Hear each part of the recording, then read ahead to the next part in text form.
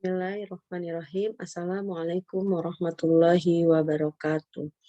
Saya Hani Deoprasi Kaningsih dari Program Studi Pendidikan Anak Usia Dini atau PG PAUD.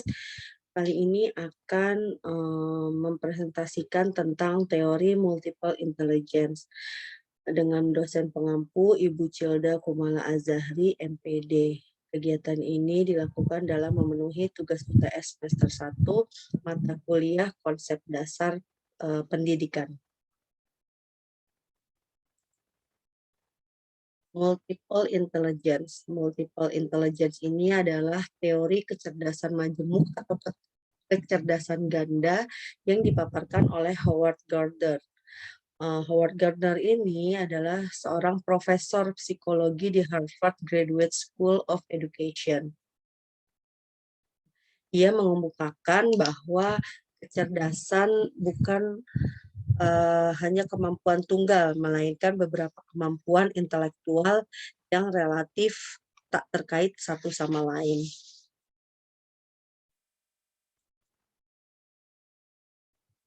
Multiple intelligence ini pada dasarnya adalah sebuah konsep yang menunjukkan pada kita bahwa potensi anak-anak, khususnya jika dikaitkan dengan kecerdasan itu sendiri, ternyata banyak sekali.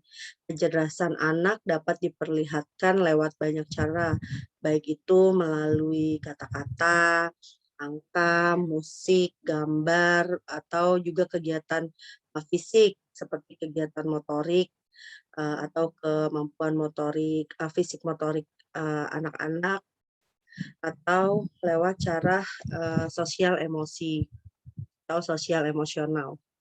Nah, teori kecerdasan ganda atau multiple intelligence ini memandang kecerdasan itu tidak hanya berdasarkan logika atau bahasa saja, namun memiliki kecerdasan-kecerdasan lain yang selama ini tidak menjadi perhatian.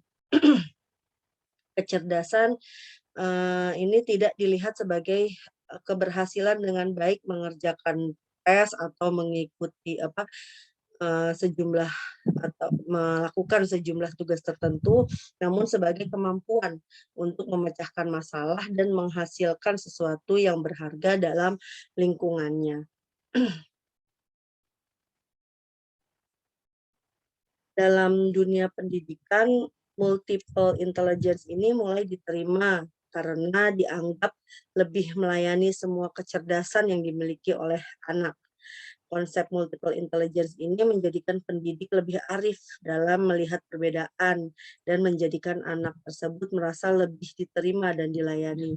Nah, konsep ini menghapus mitos bahwa anak cerdas bahwa adanya anak cerdas dan tidak cerdas. Jadi dengan adanya konsep ini tidak ada lagi perbedaan antara anak cerdas dan anak tidak cerdas. Gitu. Jadi dapat dikatakan bahwa dengan konsep atau teori ini anak ini semua anak itu dinyatakan cerdas gitu dengan kemampuan atau kecerdasannya masing-masing.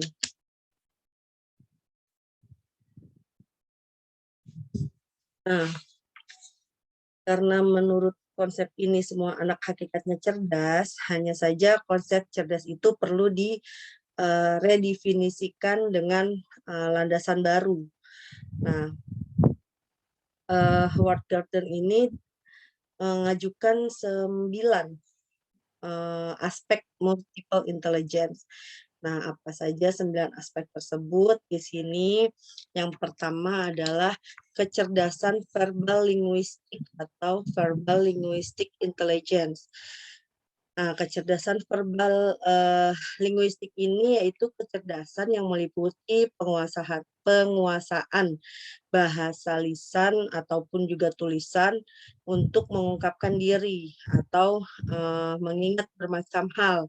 Nah, orang dengan kecerdasan atau anak dengan kecerdasan verbal linguistik ini dia biasanya mahir membaca, menulis, bercerita, dan mengingat kata-kata dan juga tanggal.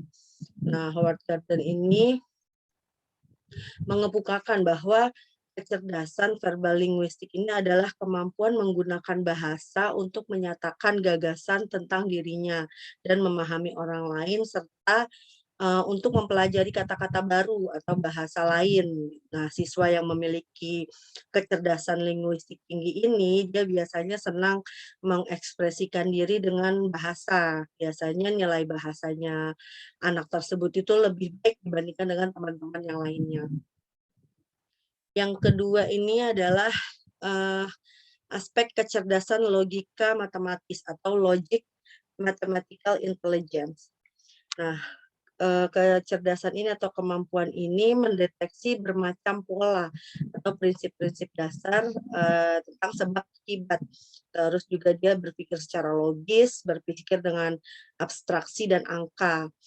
Nah, biasanya anak yang mempunyai kecerdasan ini dia bernalar secara deduktif dan induktif. Selain itu juga dapat menyelesaikan operasi-operasi matematis. Biasanya mereka ini diajarkan melalui permainan logika, investigasi, atau biasanya juga dengan permainan teka-teki. Mereka biasanya belajar dengan melihat konsep dasarnya lebih dulu sebelum menyentuh kepada detail pembelajaran tersebut. Nah, Howard Gardner di sini menyatakan bahwa kecerdasan logika matematis ini adalah kemampuan untuk memahami dasar-dasar operasional yang berhubungan dengan angka, juga prinsip-prinsip serta kepekaan melihat plan dan juga hubungan sebab akibat secara serta pengaruh-pengaruhnya.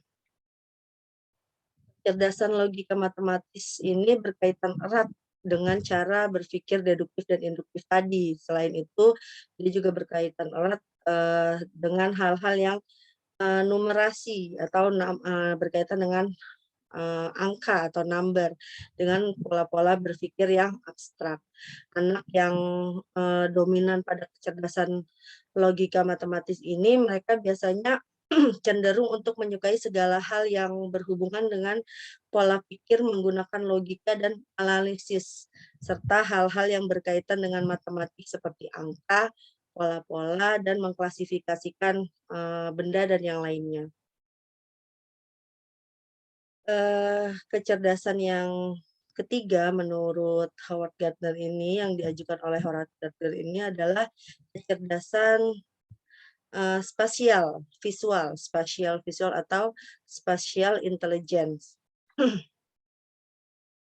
Kecerdasan spasial visual ini atau spatial intelligence ini adalah kemampuan mengenali dan memanipulasi pola-pola di ruangan yang luas seperti yang terlihat pada kemampuan para pilot atau navigator. Nah, biasanya para pilot atau navigator ini mereka mempunyai kecerdasan spatial intelligence ini.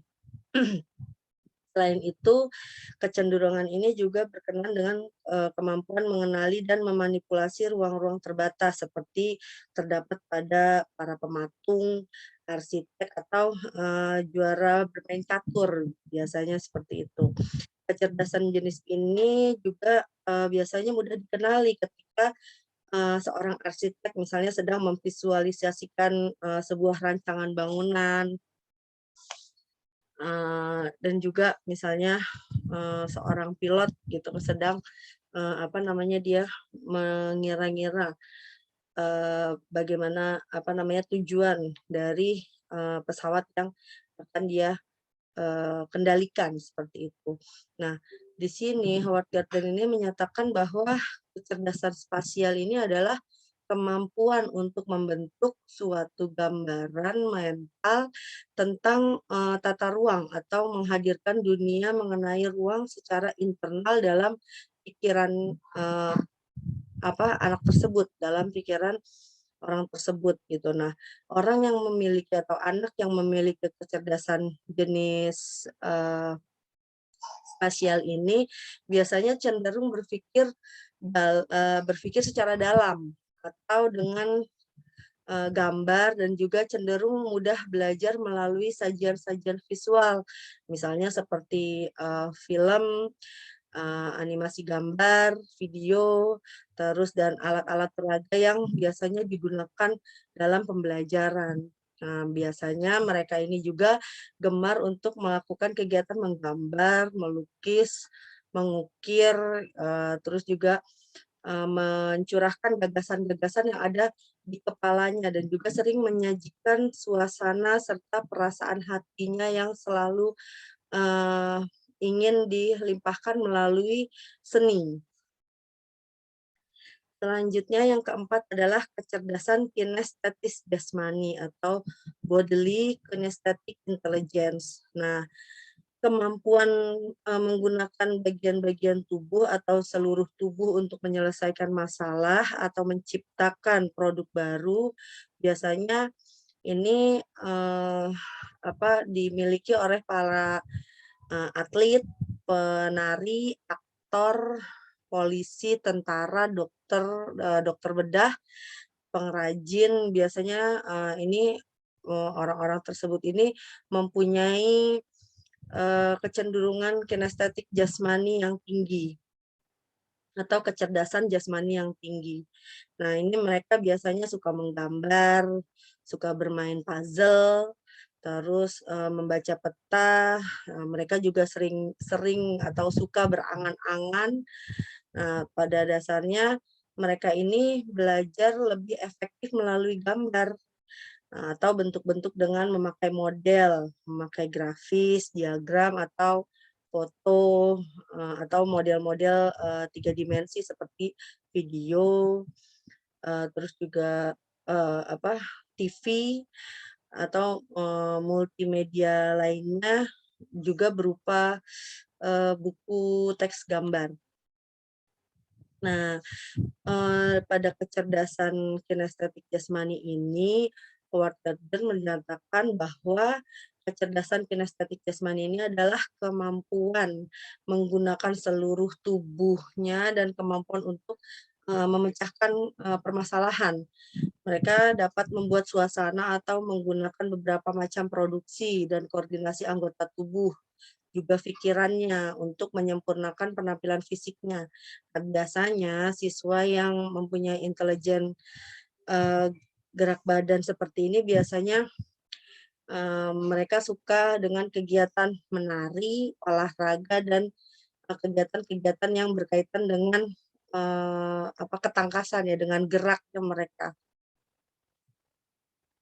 Yang kelima, selanjutnya ada kecerdasan musikal atau musical intelligence. Nah, kecerdasan, musikal ini adalah kemampuan mengenali suara, mengingat dan bereaksi sesuai dengan musik yang didengarnya. Biasanya, mereka menghasilkan musik dengan intonasi suara, irama, dan warna nada yang, menyusun nada, irama, dan berbagai pola dengan menggunakan tampilan atau membuat komposisi musik. Nah, biasanya orang yang tinggi kecerdasan musikalnya ini, dia penangkapan pembelajarannya dengan, dapat menangkap pembelajaran itu dengan baik lewat, ceramah atau mendengarkan lagu-lagu atau musik. Biasanya, dia lebih senang, belajar dengan sambil mendengarkan musik, biasanya seperti itu. Nah, untuk kecerdasan musikal ini biasanya mencangkup kemampuan penanganan bentuk-bentuk musikal dengan cara mempersepsikan atau, menikmati musik. Biasanya dia dengan cara, membedakan, mengubah, dan mengekspresikan sebuah, musik atau nyanyian. Lalu selanjutnya kecerdasan yang keempat adalah kecerdasan intrapersonal atau intrapersonal intelligence. Intrapersonal intelligence ini adalah kemampuan memahami diri sendiri. Intra berarti dalam ya, kemampuan memahami diri sendiri. Nah, orang yang mempunyai kecerdasan intrapersonal yang tinggi ini biasanya dia mampu mengenali, kekuatan dan kelemahan, yang ada pada dirinya gitu. Selain itu mereka juga, eee, memahami apa-apa yang membuatnya menjadi unik dan mampu memprediksikan reaksi atau emosinya dia sendiri, biasanya seperti itu. Jadi, mereka yang bisa memecahkan berbagai masalah ini, dia, yang mempunyai kecerdasan interpersonal ini biasanya dia bisa memecahkan berbagai masalah dan mengatur kehidupan sendiri dengan, lebih baik, biasanya seperti itu. Eee, Kecerdasan intrapersonal ini menurut, Howard Gardner ini merupakan kemampuan memahami hal-hal yang berkaitan dengan perasaan, biasanya yang perasaan itu yang ada pada dirinya sendiri, misalnya seperti dia sedang merasakan, senang ataupun sedih, terus, apa yang dapat dia lakukan itu, apa yang dapat dia inginkan, dia bisa, mengetahui bagaimana cara me apa, meluapkannya gitu kan. Itu dia biasanya dia tahu bagaimana cara bereaksi terhadap hal-hal yang dia inginkan gitu, hal-hal yang mana perlu dihindari, mana yang perlu didekati oleh dirinya dia biasanya, seperti itu. Nah, selanjutnya kecerdasan yang selanjutnya adalah kecerdasan interpersonal atau interpersonal intelligence. Kecerdasan interpersonal ini merupakan, kemampuan melihat dan memahami perbedaan mood, moody ya biasanya, terus temperamen, tapi dia bisa memotivasi dan, hasrat, orang lain dan bekerja sama dengan mereka. Orang yang memiliki kecerdasan jenius ini biasanya berinteraksi dan bekerja sama juga senang bertindak sebagai mediator perselisihan, baik di sekolah maupun di rumah dan lingkungannya. Biasanya dia senang ya menjadi bertindak sebagai mediator perselisihan. Nah, orang yang memiliki kecerdasan atau anak yang memiliki kecerdasan interpersonal yang kuat ini biasanya dia lebih suka bekerja dalam berbagai situasi, di mana mereka dapat menjadi, sosial atau merencanakan secara, bersama dan bekerja dengan orang lain demi keuntungan timbal balik. Biasanya orang yang, anak yang mempunyai kecerdasan interpersonal ini lebih memikirkan apa, yang dia lakukan ini, lebih kepada pada saat dia lakukan keuntungan apa yang akan dia dapat, seperti itu. Jadi, dia melakukan sesuatu demi keuntungan timbal balik ini. Nah, mereka belajar lebih efektif melalui kegiatan kelompok, seminar, atau, dialog-dialog. Orang yang menonjol pada jenis kecerdasan interpersonal ini biasanya dia mampu bekerja dalam kelompok dengan baik atau team player dan bisa memilih bidang kerja seperti misalnya tenaga penjualan, pengajaran, pemimpin umat, manajer, pekerjaan sosial atau konselor-konselor, atau politik, seperti itu. Yang selanjutnya yang ke-8 adalah kecerdasan naturalis atau naturalis intelligence. Kecerdasan ini biasanya dikenal dengan istilah natur smart. Nah, ini dinyatakan oleh Gardner pada tahun 1983 ini, beliau mengatakan bahwa kecerdasan naturalis ini merupakan kemampuan memahami alam sekitar. Selain itu juga dia dapat mengenali binatang dan juga, tumbuhan di lingkungan. Dia sensitif biasanya, orang yang mempunyai kecerdasan naturalis ini biasanya sensitif terhadap corak yang berkaitan dengan dunia alam seperti awan, formasi, batu untuk mengenali dan mengklasifikasikan sejumlah spesies floral dan juga fauna serta lingkungan. Kecerdasan naturalis ini biasanya meliputi kemampuan seseorang ini untuk membedakan dan mengelompokkan benda atau fenomena alam. Biasanya kemampuan ini mereka miliki dengan cara meneliti, mengklasifikasikan, dan juga mengidentifikasikan gejala-gejala alam. Nah, kecerdasan ini biasanya sangat bermanfaat di masa lalu ya, ketika manusia hidup dari berburu dan bercocok tanam. Nah, kemampuan, yang seperti ini pada saat ini biasanya diperlukan pada kalangan ahli botani, chef, juru masak, atau hal-hal yang berkaitan dengan, alam. Nah, yang terakhir, yang kesembilan adalah kecerdasan eksistensial atau eksistensi intelijen. Kecerdasan ini biasanya dikenal juga dengan istilah exist smart. Nah, Howard Gardner ini merumuskan inti intelijensi eksistensi ini ke dalam dua bagian, yaitu menempatkan diri sendiri dalam jangkauan wilayah kosmos yang terjauh atau yang tak terbatas maupun yang amat kecil, dan menempatkan diri sendiri dalam ciri manusiawi yang paling eksistensial. Nah, makna hidup, makna kematian, terus keberadaan akhir dari dunia jasmani dan psikologi, pengalaman batin seperti eh, apa namanya kasih sayang ya pada manusia lainnya, atau terjun secara total itu ke dalam suatu diluapkan oleh mereka ke dalam suatu karya seni. Nah, itu tadi adalah 9 aspek intelligence yang diajukan oleh Howard Gardner. Nah, Armstrong sendiri pada tahun 2012 dalam pernyataan lewat Putra Yasa,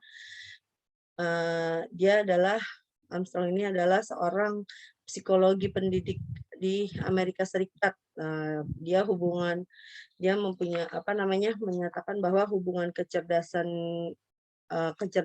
itu sangat berkaitan gitu. Dia memberikan 3 gambaran atau hubungan kecerdasan tersebut. Yang pertama itu dia menyatakan bahwa setiap orang memiliki kecerdasan, banyak kecerdasan, namun ada satu dari beberapa kecerdasan yang sangat menonjol. Nah, gambaran yang kedua dari Armstrong ini adalah beliau menyatakan setiap orang dapat atau mempunyai peluang mengembangkan kecerdasan-kecerdasan itu sampai pada tataran tertentu.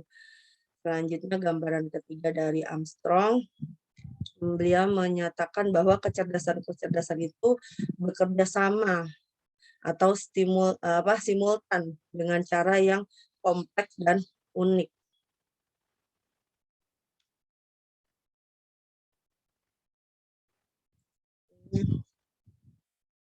Melalui teori yang diajukan Howard Gardner ini dapat diketahui bahwa setiap pembelajaran memiliki kecerdasan yang majemuk serta memiliki cara mengetahui yang unik untuk mencapai pengetahuannya. Nah, perkembangan multiple intelligence ini juga biasanya dikembangkan pada periode awal masa kanak-kanak, karena pada masa anak-anak ini dianggap sebagai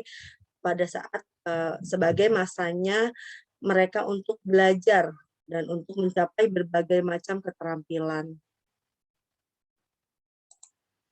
Nah, selain itu dapat dikatakan pula dalam teori multiple intelligence ini adalah dapat disimpulkan bahwa teori multiple intelligence ini adalah validasi tertinggi gagasan yang membedakan bahwa perbedaan individu itu adalah penting. Pemakaiannya dalam pendidikan sangat tergantung dalam pengenalan, pengakuan, dan penghargaan terhadap setiap atau berbagai cara siswa belajar. Di samping pengenalan, pengakuan, dan penghargaan terhadap setiap minat dan juga bakat masing-masing pelajar.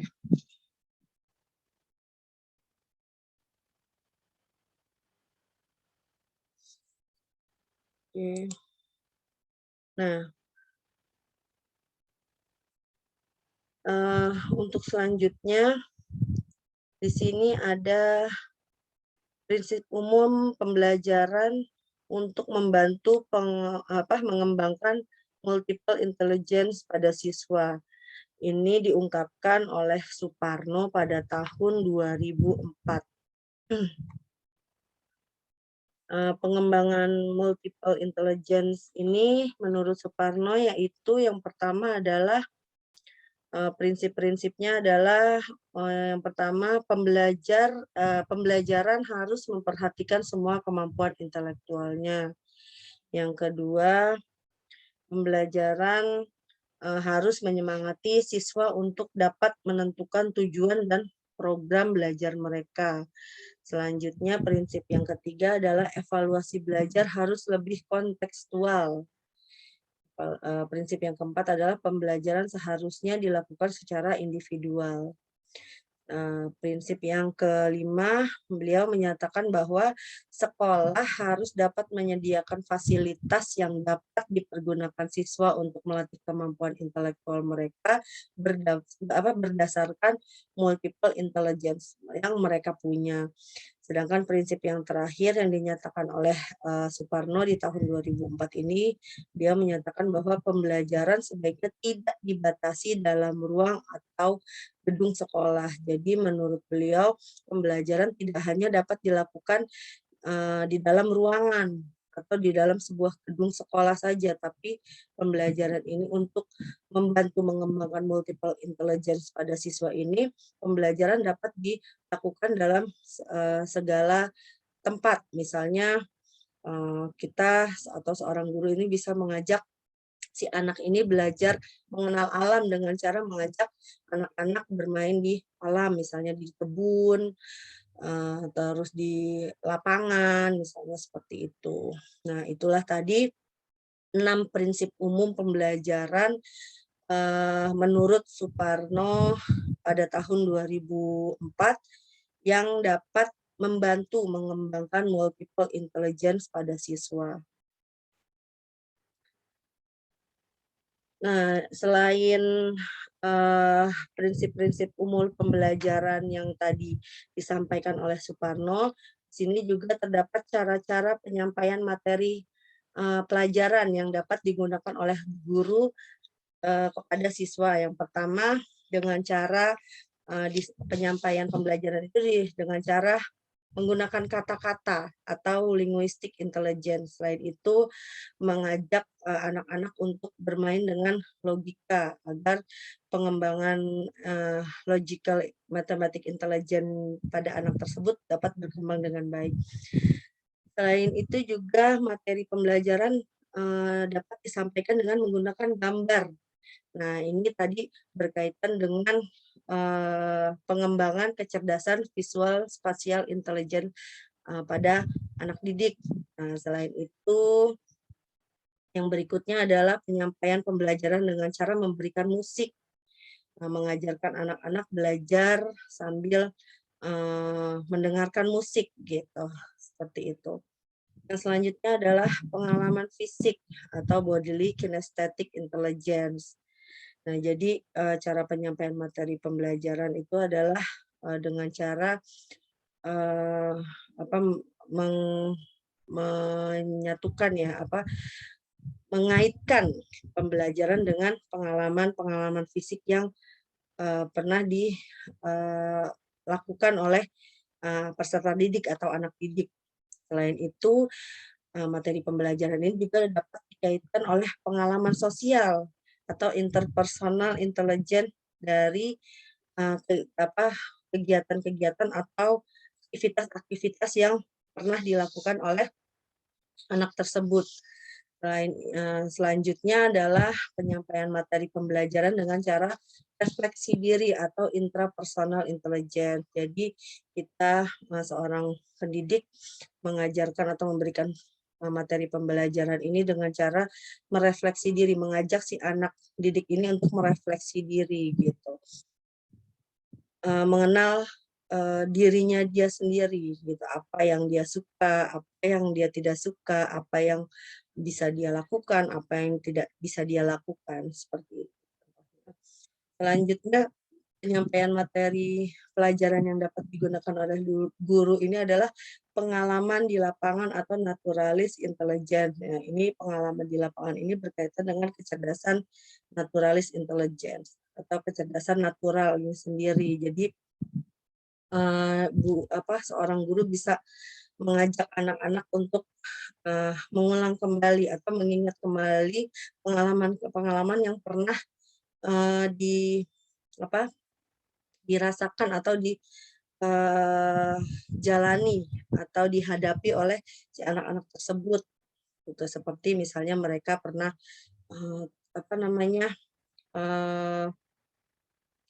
pernah membantu orang tua untuk misalnya bercocok tanam, terus bagaimana cara bagaimana apa yang disenangi oleh anak-anak tersebut dalam pengalamannya tersebut gitu. Dalam pada saat mereka melakukan hal itu, apa yang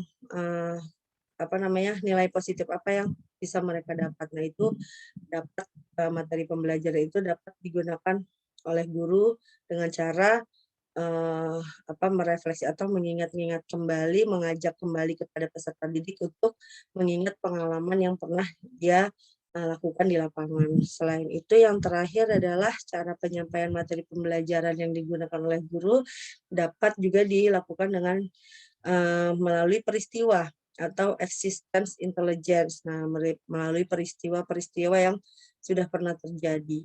Gitu. Biasanya ini diberikan dalam pembelajaran bercerita, misalnya seperti itu. Si anak diajak merefleksi kembali atau mengingat-ingat kembali cerita apa atau kejadian-kejadian apa yang pernah terjadi di dalam diri anak tersebut.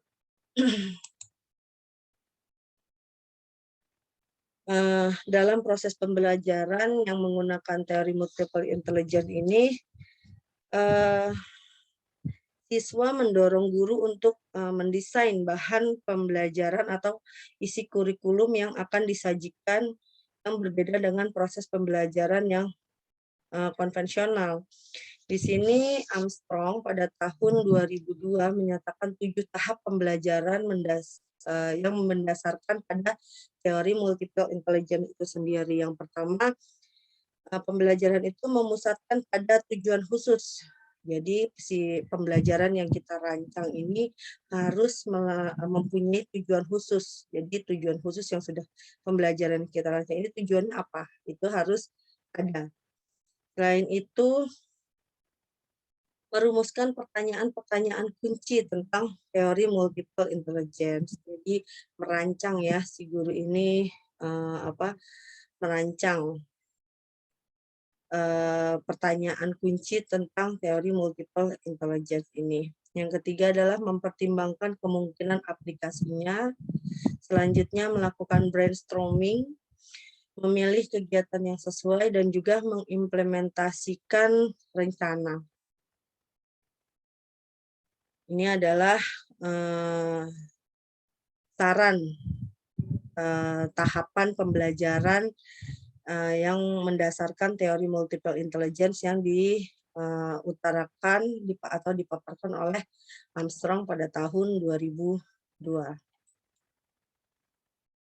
Nah, dengan adanya teori multiple intelligence ini dapat disimpulkan bahwa setiap orang ini adalah unik. Setiap orang juga perlu menyadari dan mengembangkan ragam kecerdasan manusia dan kombinasi-kombinasinya itu sendiri.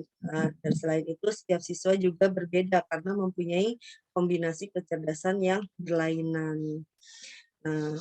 Semoga dengan adanya teori multiple intelligence ini tidak ada lagi guru atau bahkan orang tua yang membeda-bedakan anak gitu kan, seperti yang tadi sudah disebutkan di awal. Dengan adanya teori ini dia menghapus pembedaan antara anak yang cerdas dan anak yang tidak cerdas, karena memang pada dasarnya semua anak itu adalah cerdas, cuma bagaimana cara kita sebagai orang tua atau sebagai seorang pendidik membantu mereka untuk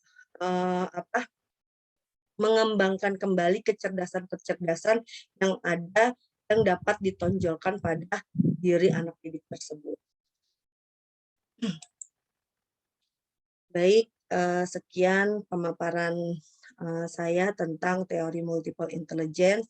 Kurang lebihnya mohon maaf. Akhir kalam, wassalamualaikum warahmatullahi wabarakatuh.